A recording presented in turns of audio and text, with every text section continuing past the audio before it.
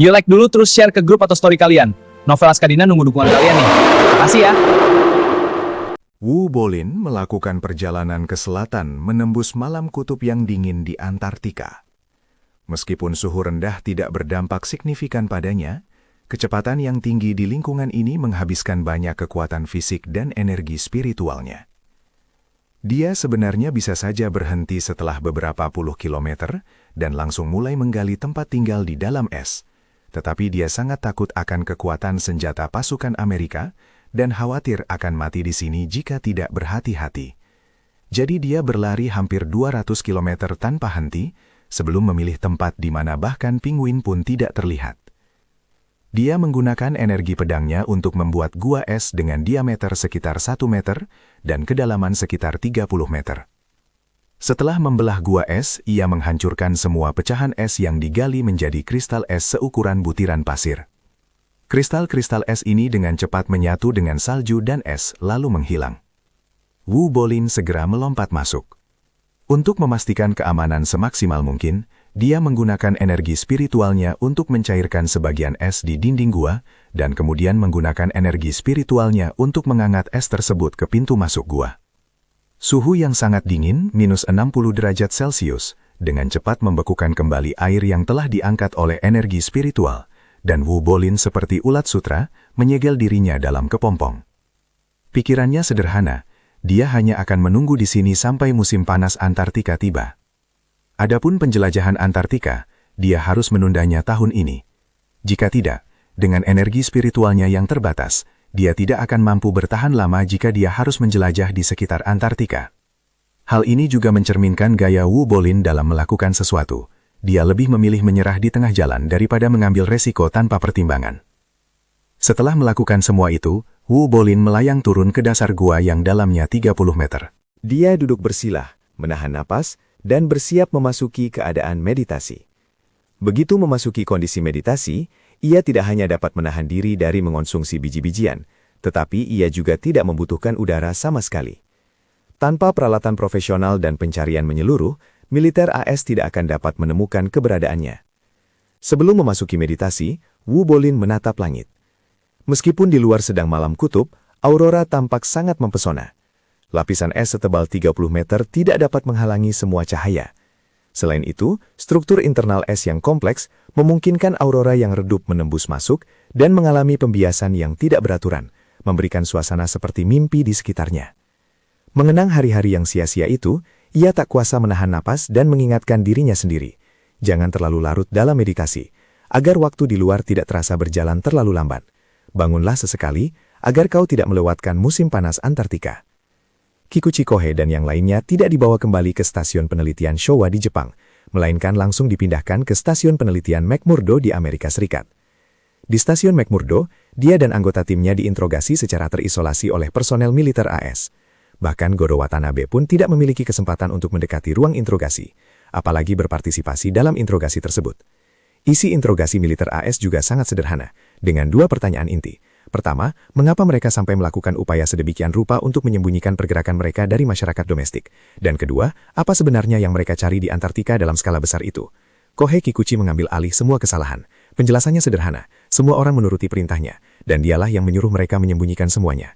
Adapun apa yang mereka cari, sama sederhananya, mereka mencari tambang emas dan menambang biji emas.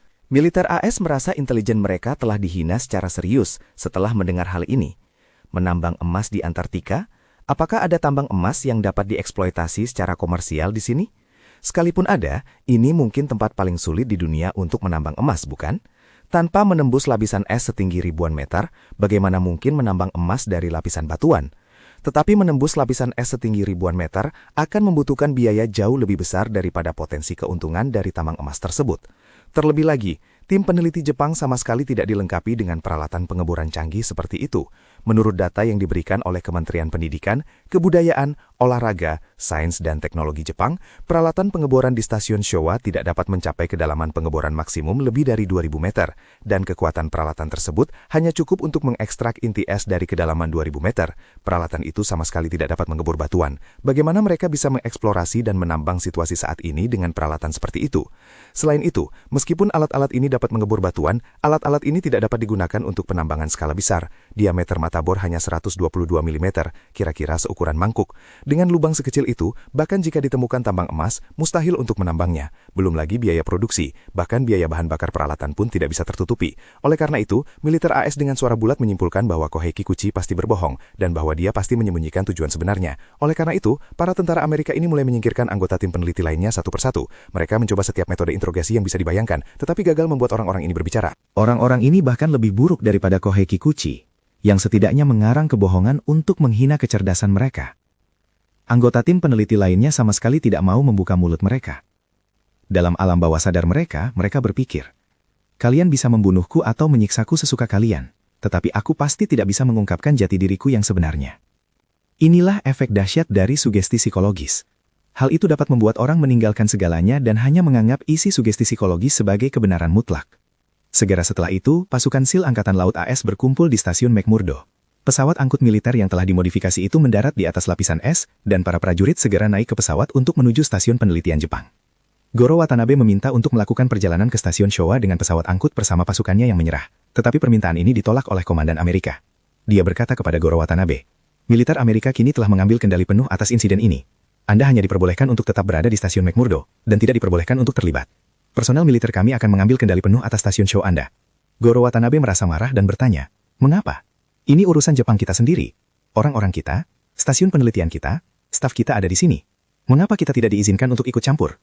Pihak lain membalas, karena ini urusanmu sendiri, mengapa kamu meminta dukungan dari militer AS?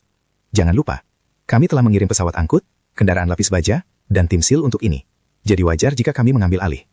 Membiarkanmu tinggal di stasiun McMurdo saja sudah merupakan bantuan khusus. Jika tidak, kami akan segera mengirimmu kembali ke pangkal kami di Amerika Selatan, dan mengirimmu pulang langsung dari sana. Watanabe Goro hampir menangis. Apa-apaan ini? Ini urusan kita sendiri, jadi kita tidak berhak ikut campur.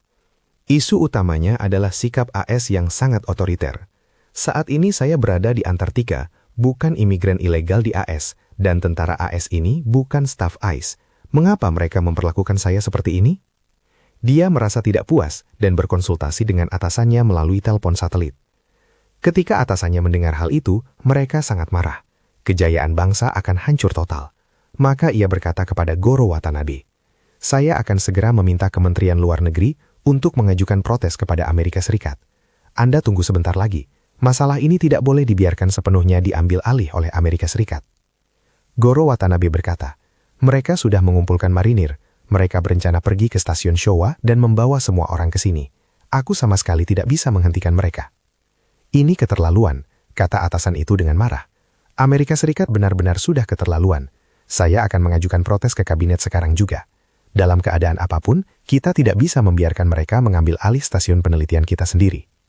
Watanabe Goro berkata, kalau begitu, saya menunggu kabar baik Anda. Begitu selesai berbicara, Watanabe Goro tiba-tiba mendengar seseorang berteriak dalam bahasa Inggris. Panggil dokter, Kikuchi Kohei telah gantung diri.